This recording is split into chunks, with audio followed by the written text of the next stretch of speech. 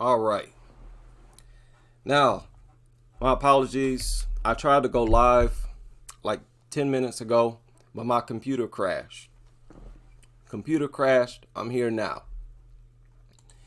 And I've been dying to make this video. Could not wait until Friday.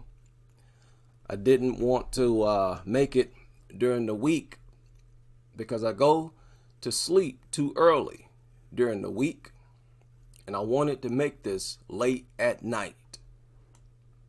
It's not that late to you, it's late to me. I'm usually in bed by now because I get up very early. I have to wake up at 3:30, no later than 3:45 a.m. at least 5 days a week. But anyways, I want to deal with some cultural music.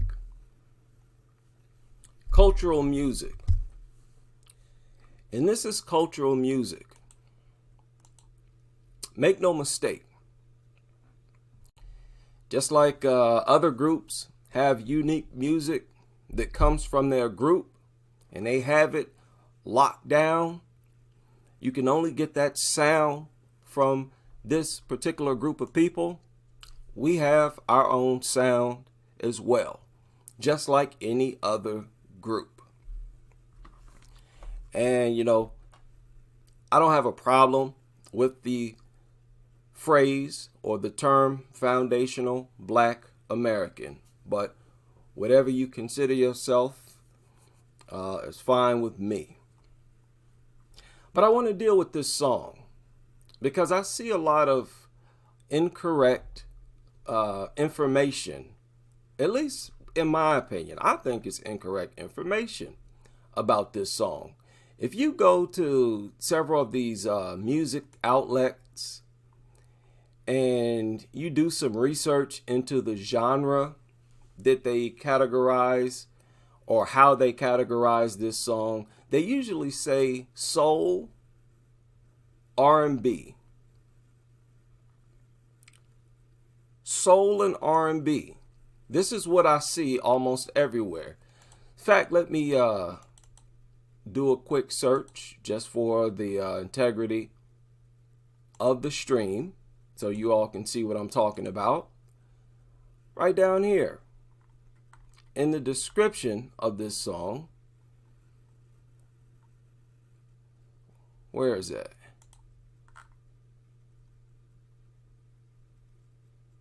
Well, it doesn't have the genre. Right here in the hashtag, soul. Hashtag soul. And it's left it at that. Soul. Now, if you do a Google search, okay, I want to know what type of music this is. Al Green, Love and Happiness, genre. There it is. What is it? Look at that. Y'all see that? R&B soul, classic rock, vocal/easy listening, adult contemporary. Huh? What is it? I don't want to know about Al Green. That particular song, what type of song is that? Look at this. Look at this. You see this? Over here where my cursor is, right here. See that? Genre. Let me highlight it right here. See how R&B/soul, classic soul, vocal, easy listening, classic rock, adult contemporary. Huh?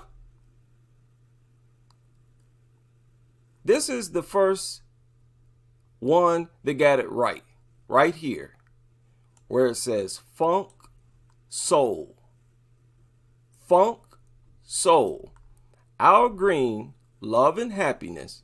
That is a funk record. Now, a bunch of different type of music is soul music. I don't really understand what that's supposed to mean. Soul music to me is music that touches your soul. music that you really feel. That can be an R&B record or a funk record. But this particular song, to me, in my opinion, is a funk record. My brain processed it as a funk record. And it might be the most perfect song ever created. I have to say that. And I'm going to explain exactly why.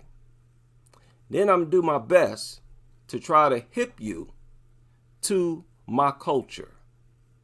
Okay? Because I'm going to be upfront. I feel like an authority on Black American culture when it comes to music, because I was a music junkie. I could predict what lyrics would be hip hop quotables, and I was right some of the times. Y'all remember the Source magazine where they would give out hip hop quotables? I was deep into music, and I was a hip hop junkie. I was addicted to hip hop. Okay, I grew up in hip hop. I was born 1977. I remember as a child, around 5 years old, hearing the Fat Boys on the television, Curtis Blow. I literally grew up on rap. I saw the golden age of rap. I saw when it transitioned, became more sophisticated. And I couldn't get enough of the beats and the melody of the songs that the rappers use. Then as I got older, I found out that they would sample a lot of old records, that the vast majority of these songs that I enjoyed was really samples of older records that came out during this time. And see, this is what really stumps the Puerto Rican, Jamaican co-created hip hop. No, in order to co-create hip hop, you would have had to co-participate in funk, because hip hop is an extension of funk. The earliest hip hop records were people rapping over funk beats. It was an extension of funk. Were y'all into funk? If not, you didn't co-create nothing. You just saying that now because we didn't say nothing when you came to the party back in the day. We invited you, thought you was cool, let you kick it. Now you want to claim to have co-created it. Now we have to put attention or call attention to how unfunky you were back then during the creation of hip hop. Now, and it's your fault. We wouldn't have never done it. We wouldn't have never called attention to how unhip, unfunky your musical culture was. Y'all's music back then had no soul, man. It wasn't funky. And we wasn't feeling it. There's no way you could have co-created no hip hop. Hip hop came straight out of funk. Now, this song by Al Green might be the greatest song ever. And it is definitely one of the most perfect songs ever created. Why? Because they recorded this song as if it was live.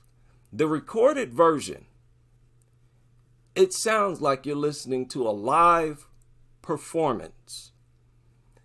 Okay? And I'm going to play the song and explain everything as I go.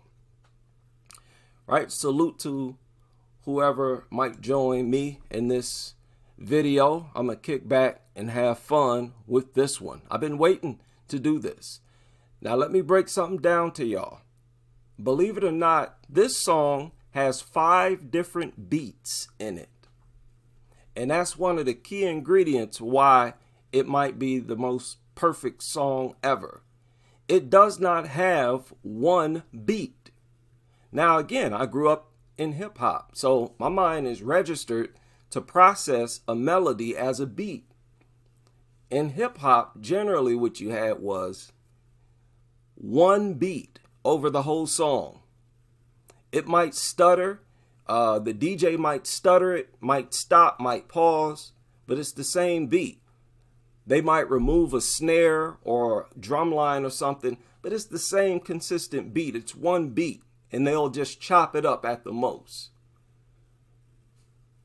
Al Green, Love and Happiness legit got 5 different bass lines, maybe 7. Between 5 and 7 bass lines. I can't compare this song in that regard to any other song I ever heard in my life. And it encompasses everything about Black American culture in regard to music. It even contains boogie woogie. I feel boogie woogie in this, and I think you do too. You just don't know it yet. It has the church in it, the choir, the organ in this song. Very church-like, right? My family from Mississippi and Alabama. They moved up to Ohio, my grandparents, but the city that I grew up in, it was like still like a southern town. Real southern, real country. So I know the church, man. I know that feeling when you hear that organ. You know, it's time to sit up straight in your chair. It's time to show some respect to the Lord. And this, because it has like 5 different beats, it constantly renews its energy. Music is all about manipulating your emotions, making you feel a certain way. The key to this song is that it continuously renews that energy, and it feels like the song has started over. You'll be 2-3 minutes into the song, and it feels like it's just starting at so many different points throughout this song. It's like incredible mastery of music. Now, to help y'all through this, I'm going to number the beats. I'm going to number them to help you hear them. As the beats change, I'm going to change numbers. Okay? As the beats change, I'm going to change numbers. But you count them for yourself. And I'm going to do my best. I have not rehearsed this. I might screw up a little bit. Just bear with me. I'm going to do my best to walk you through the different beats. And what's the genius in this song is how they were arrogant enough to change beats and know that the listener would feel like they still listening to the same song. Even though they changed bass lines, the energy of the song remained the same throughout. It's really, truly is genius. Now, let's get started. It is a 5-minute song. Love and happiness. Now, that's a stroke of genius, like from beginning to end. The way it starts out with that soft guitar and nothing else. Love and happiness. And then he comes with the a cappella right behind it. People, that is extreme confidence. Musically, from a musical standpoint, that is extreme confidence right there. Because the listener is like, okay, you starting off like this is about to be a slamming song, so it better be. Okay, you starting off with a guitar and you a cappella right in the beginning. Okay, you better bring it. This better not be a corny beat. Okay, so They're confident as soon as it starts. Love and happiness, yeah, something that can make you do wrong, make you do right, yeah. Love. And that's another thing. Singers back then, they didn't hold back with the soul sound of of their vocals. Today, they seem to hold back, want to be more popish. Nah. Back in the day, it was all about if you didn't sound like, like you sound in the church, wasn't nobody feeling you. So the soul is maximized in this song as it was traditionally with all of our records in the early days, in the early 1900s, especially 50s, especially the 60s and the 70s.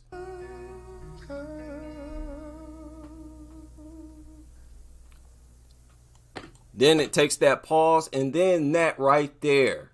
Listen to that. That right there. That is permanent throughout the entire song. So it gives you the rhythm, the tempo of the beat before it even starts. It lets you know this is going to be the tempo of this beat. Yeah, it's very confident from a musical standpoint.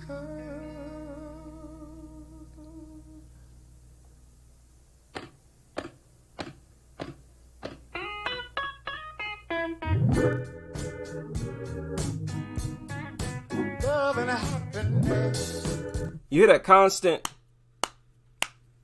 throughout the whole song. But wait a minute. Now, he starts off with the chorus. That's another thing. The song starts with the chorus.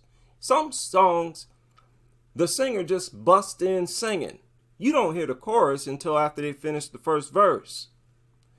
This one, they're so confident of how complete of a song it is, they brought you the chorus up first. Just gave you a small hint of it. Just a small hint, just to tease you a little bit, and then went straight into the lyrics. Beautiful stuff. But what I want you to hear is the two beats. Already you've heard two different beats, and you probably don't even know it. And that's the thing. It's like a subconscious thing that they play with. It's psychological. They switching the beat on you, and a lot of people don't even realize it.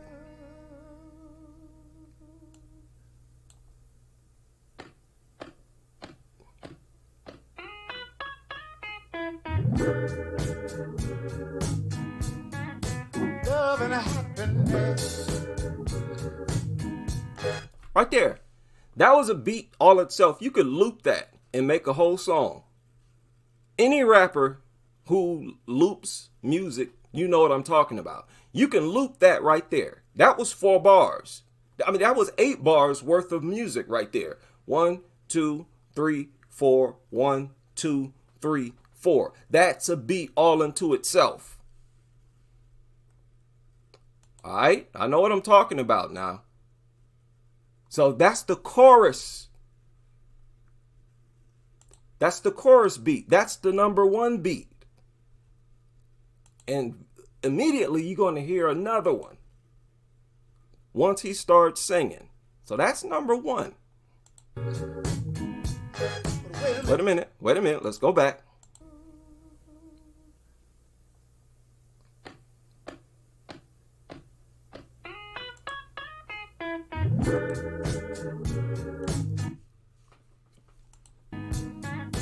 Love and happiness. Wait a minute, something's going wrong. Someone's. That was number 2. Listen. Wait a minute. Starting at 44, 45, starting right here. This is a whole different bass line. Listen. Something's going wrong. Someone's on the phone. Okay, that's what I call the chorus bass line. You're going to hear it again during the chorus. 3 o'clock in the morning. It just changed the third time. That's the standard. That's the standard beat of the song. Listen to it. Yeah.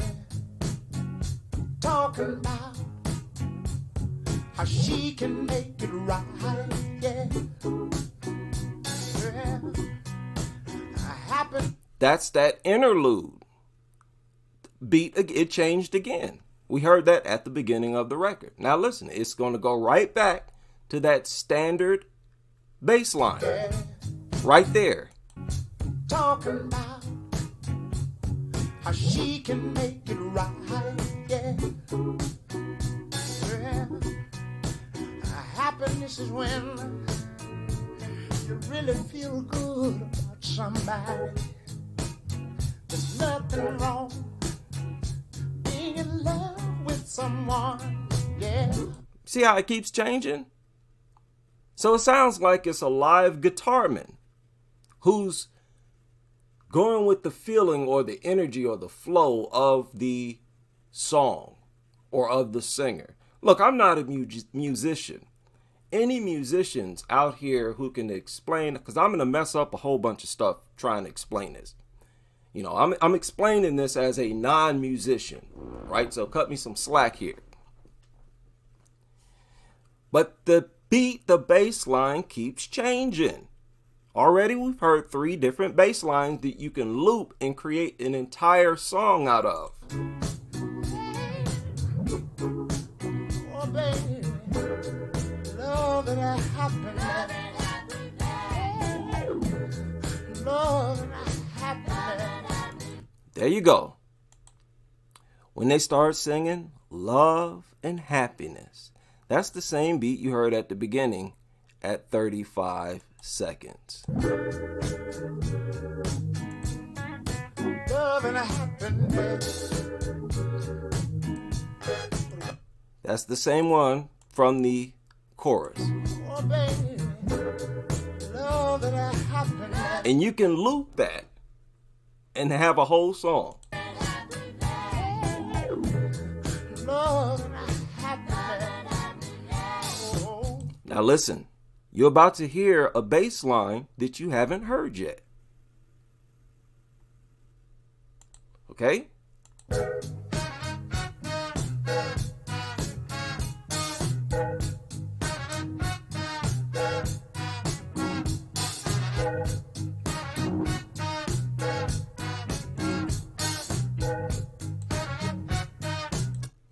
You hear that? It's plain as day. You haven't heard that one yet. That's a totally different bass line.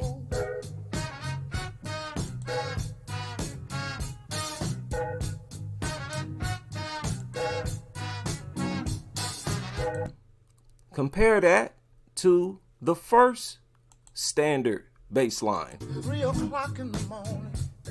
Yeah. Talking about. Just flip the bass line on, like, effortlessly. That is supreme confidence in the melody of the song. Each song has its own energy.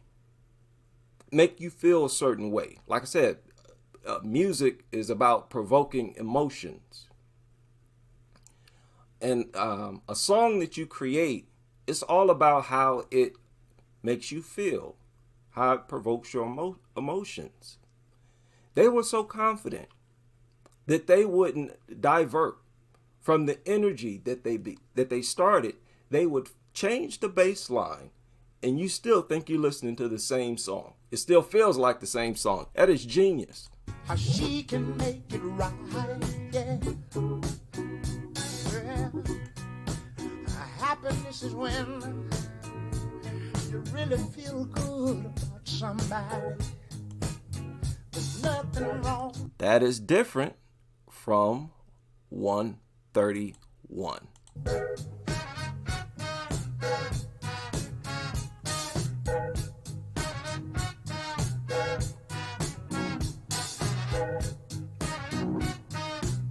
So already we've listened to 4 different bass lines. Excuse me, 3. The chorus, interlude, standard number 1, standard number 2. Yeah, 4. What am I talking about? 4 bass lines already. Chorus, interlude, standard number 1, and a standard number 2. This is crazy stuff. I never heard a song like this.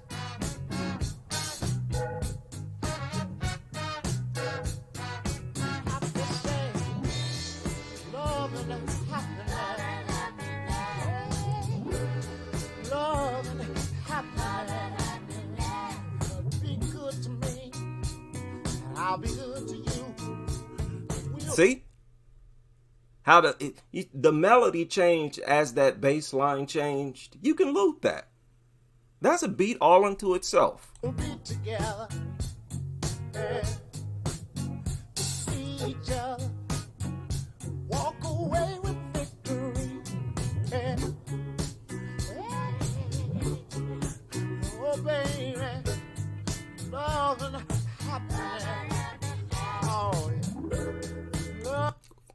Okay, are you following me here? Oh, baby. Starting at 220. Here, let me enhance the size here. Starting at 220. Listen.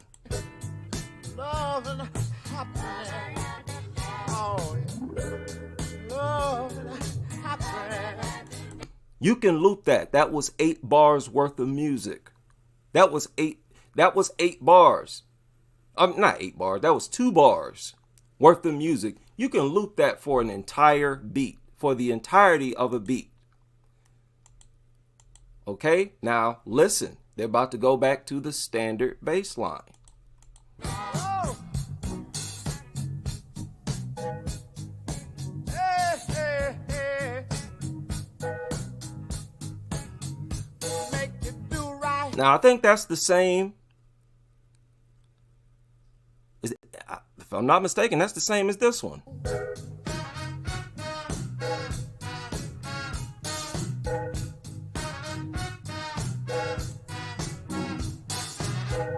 That is the same as this one. Hey, hey, hey. Make it do right.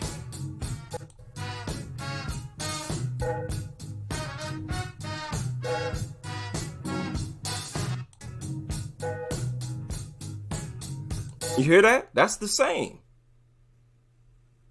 It's the same beat. Now, listen closely. Make it do right. And love will make you do wrong. And make you come home early. Make you stay out all night long. Oh, love. Did y'all hear that? They did it right in front of your face right then. They just out of the blue changed the bass line again. That bass line we had not heard before. So they introduced the bass line for the first time 2 minutes. How long is that? 2 minutes and 49 seconds into the song. They introduce a bass line for the very first time. Listen, you hear it? They just changed the beat as he was singing. Come home early. Wait a minute. Let's back it up. Make it do right. And love will make you do wrong. And make you come home early. Make you stay out all night long. Love. Wait a minute. Let me tell you.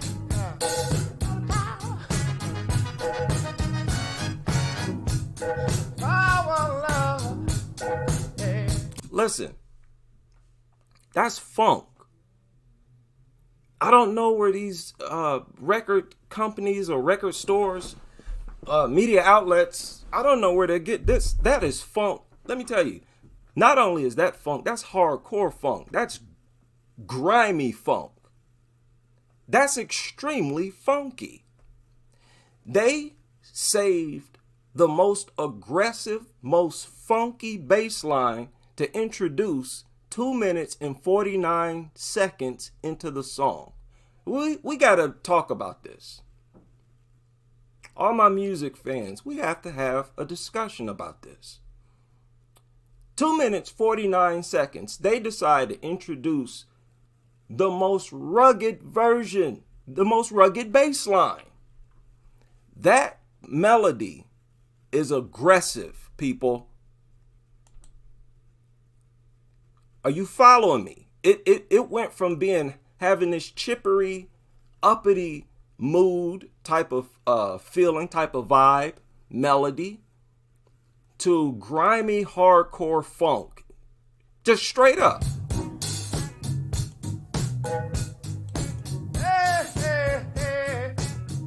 That's funk, man. That percussive, everything is a drum. That's a straight funk beat.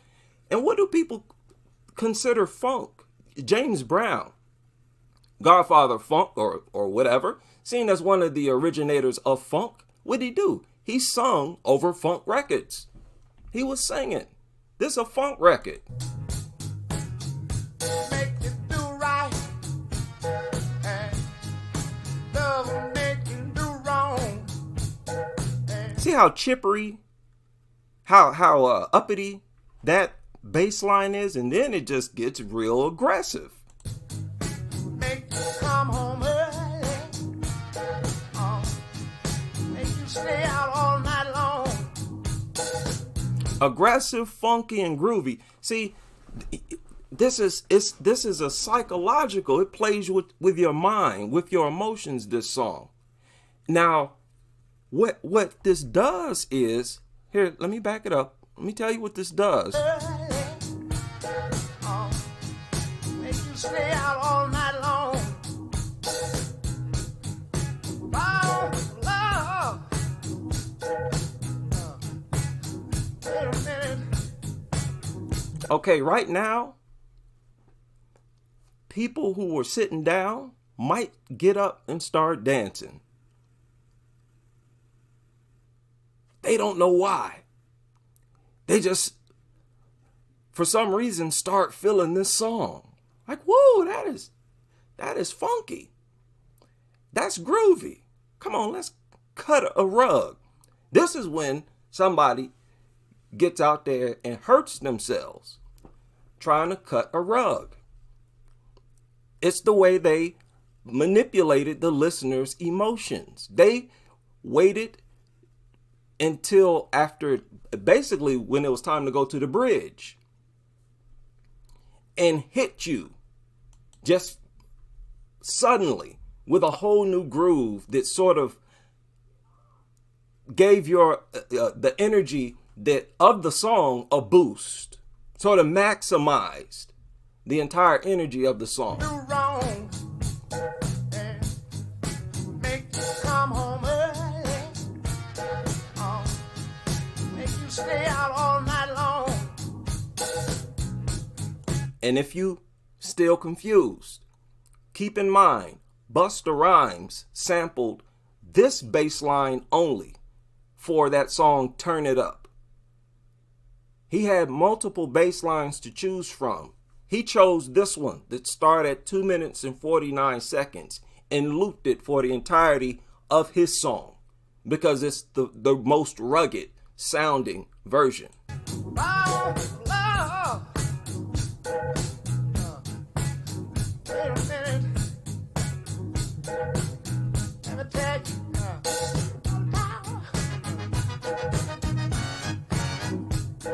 Our love. Hey.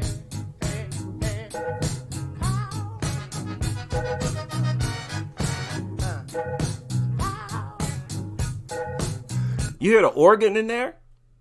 It teases you all throughout the song. That organ is perfect.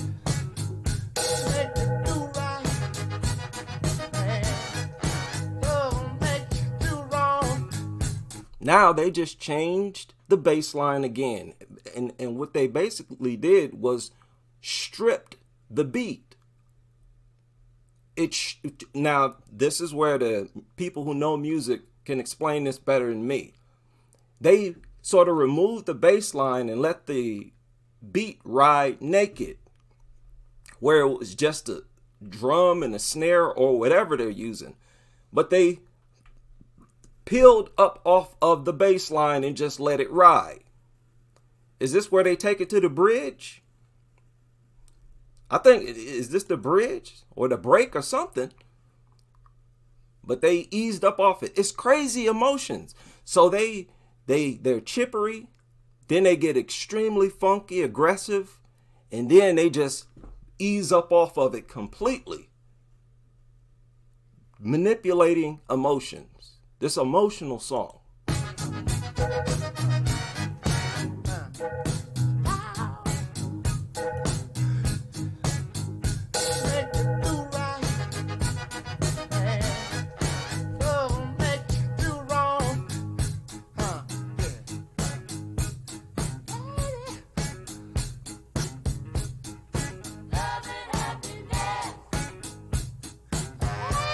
See, it's not, they didn't totally remove the drum. I still hear a drum in there, right? But the guitar has stopped. The guitar is there. One of the guitars, the bass line guitar or something. Help me out here, people. You know what I'm trying to say, and you hear it.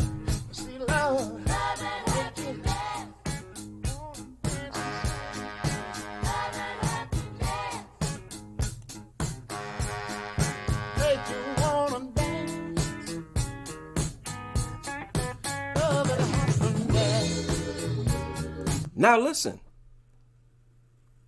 here's a whole different bass line. They changed it again. You haven't heard this bass line yet. Listen. Love is, wait a minute. Love is. We almost at the end of the song. And they made you feel like the song just now getting started again. This is another one of those moments where people feel motivated to get up and dance. And what I want you to pay attention to at the end of this song is really where this seems like a live performance. Because if you pay attention, listen to this bass line, starting right now at the end of this song. The bass line, the guitarist, he's all over the place. He is not sticking to a standard tempo or rhythm. He's not sticking to a rhythm. He's changing up and sort of freestyling. Listen.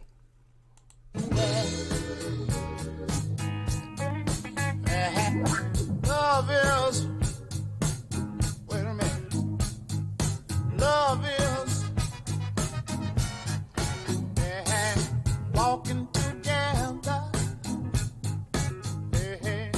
talking together,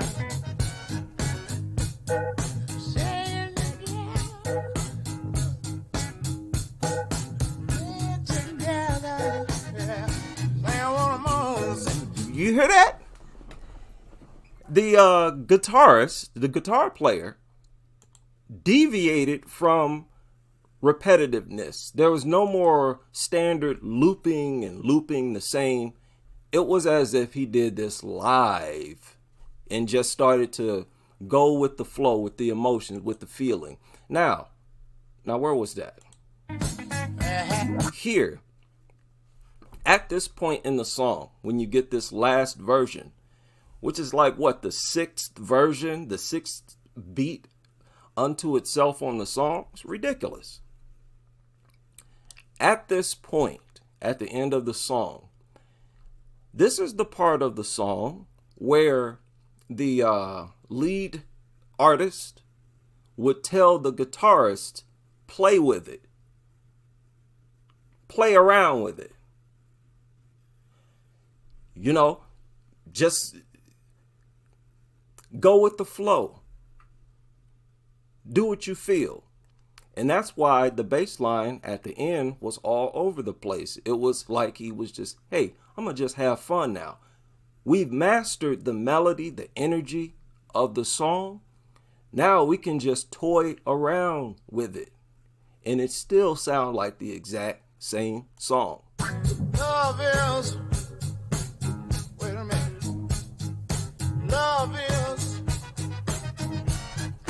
they're walking together. They're talking together. Saying together. They're together. Yeah. Saying what I'm on. Moan for love. Say. Moan for love.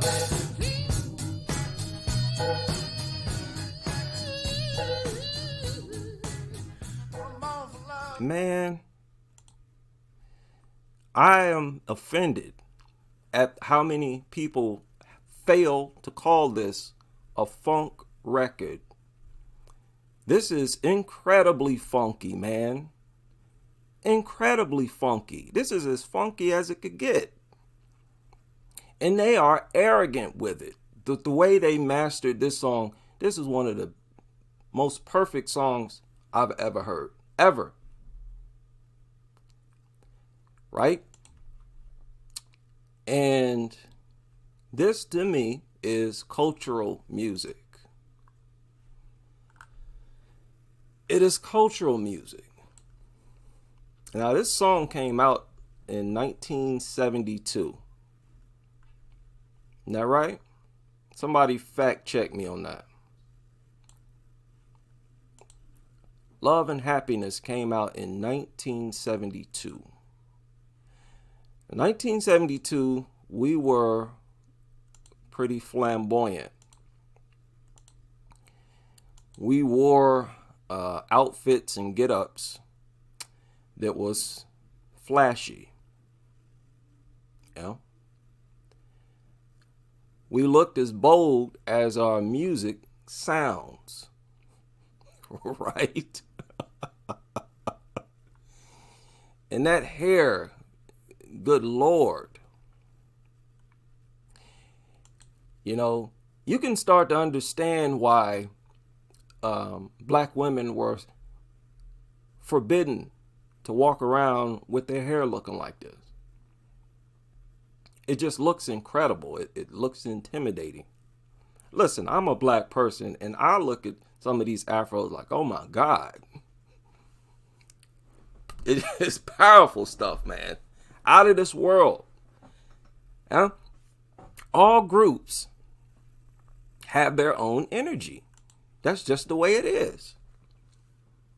That is really what defines you as an ethnic group.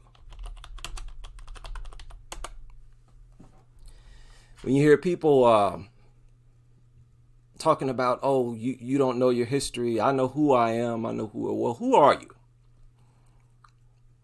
Well, our people is called this and that. Okay, what's so special about you?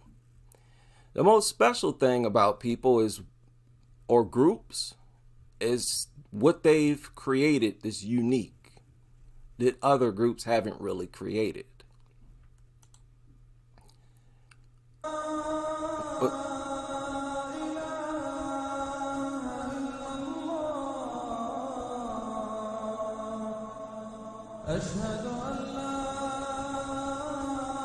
Okay, that's Muslim singing. Y'all have heard that before. The singing over there, the Muslims, you know it when you hear it. Listen, they have that on lock. That's them. They own that. That's their cultural property. Nobody can duplicate it.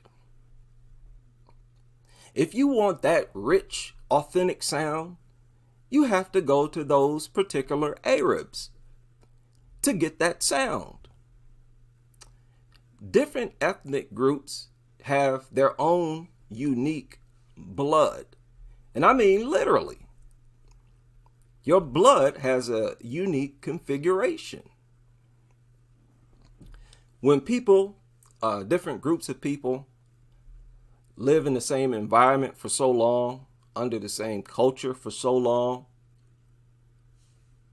they develop a like energy. Okay? And you can just pick up on it. You know who's Black American and who's not. You can feel it. You can hear it.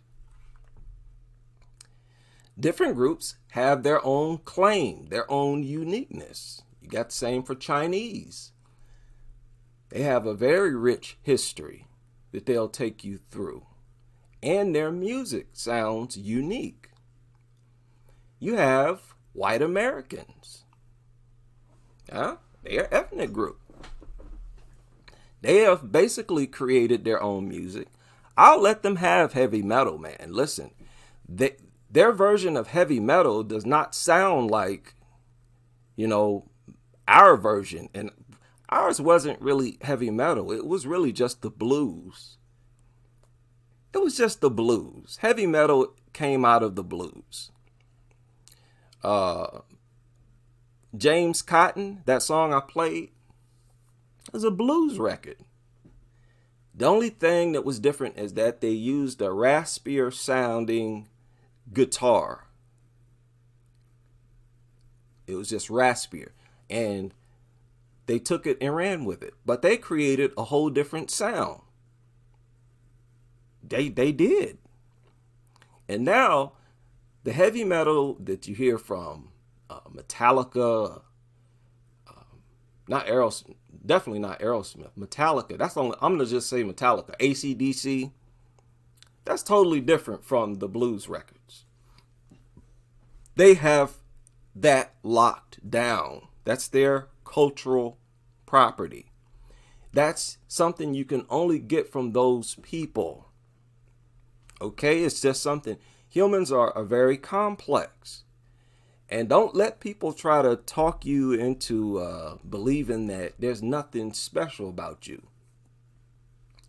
Listen, same with Japanese, right? They got their own culture, their own history, their own everything, their own uniqueness. Some stuff is uniquely Japanese. Japanese got what? Karate. The Chinese got Kung Fu. Okay? And a whole bunch of other stuff that I can't recall right now. And you got groups here, you got groups there. You go to Africa. You got the different groups of people. They make, I don't really know their differences, really, because they're quite similar to me. They have very similar native beliefs. Like when you research different local African religions that they practice before Islam and Christianity, they were all quite similar. They had the same basic principles, but they had different languages. They have different languages, style of dress and whatnot. These people were just different. Black Americans are no different. Because let me tell you, I've listened in depth, and we can do it sometime here. I'll do it live. I have listened to music from all groups of people from all over the world. From the 1960s and 1970s, the early 1970s. I've listened to everybody's music. You can listen to it yourself. Just go listen to it. And I'm telling you, didn't nobody sound like Black American music. It's not even close. I'm not saying better. I'm saying different. It's unique. It has a unique sound. You can easily identify it.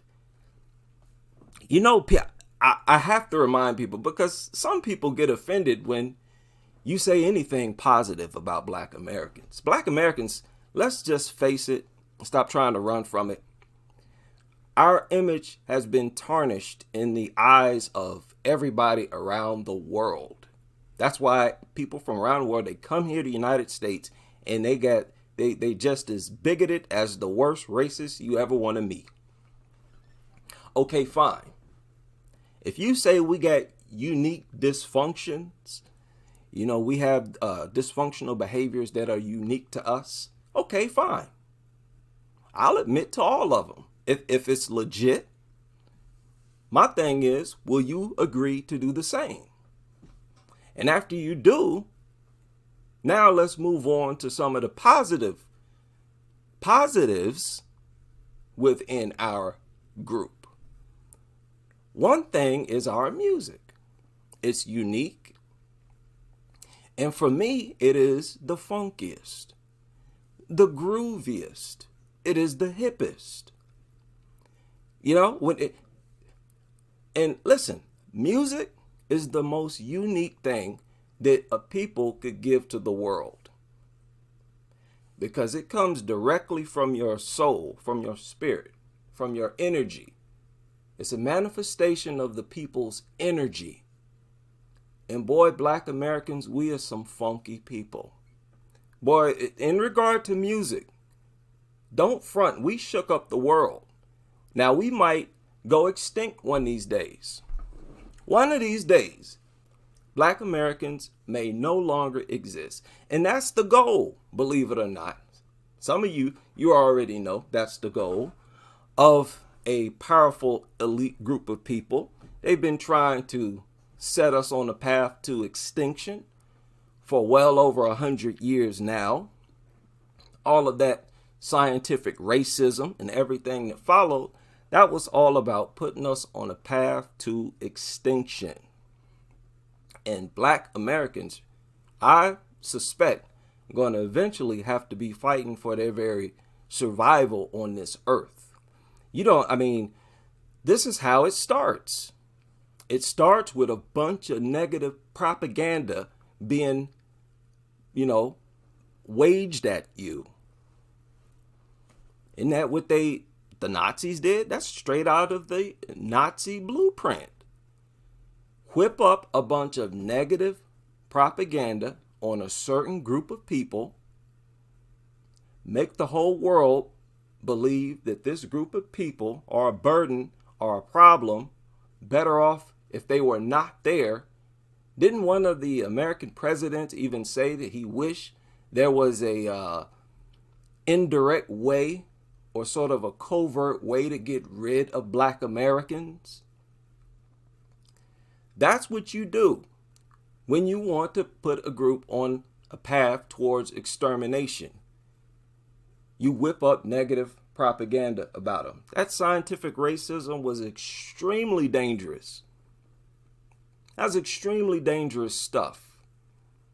The Charles Darwin, all these, racists, Nazi scientists and whatnot, extremely damaging. Let's not scratch our head about why so many groups who have never even been around, never even met a Black American, come over here and have all these stereotypical views about us. There's a powerful elite group of people who are trying to set us on a path to extinction. We need to be aware of that. We need to be aware of that. And we need to fight for our survival, because music this funky needs to be here forever. If only for the music, Black Americans need to make sure they remain on this planet. Don't get arrogant, don't get cocky. There's been a lot of groups who have been wiped clean from the face of the earth already. Some groups of people just no longer exist as a group of people. There's something else. That can happen to us too. Right? So cut my check. I'll go cop me some land over here somewhere. Right? Give us our own state. Come through with those reparations. I don't want to hear no, there ain't nothing to talk about. You have all these other groups who have received reparations, who have not had generations upon generations, robbed their whole life, giving away free labor. Look, how many families did they do that to? Slavery consisted of, you own people. Okay, how many generations were enslaved? Several.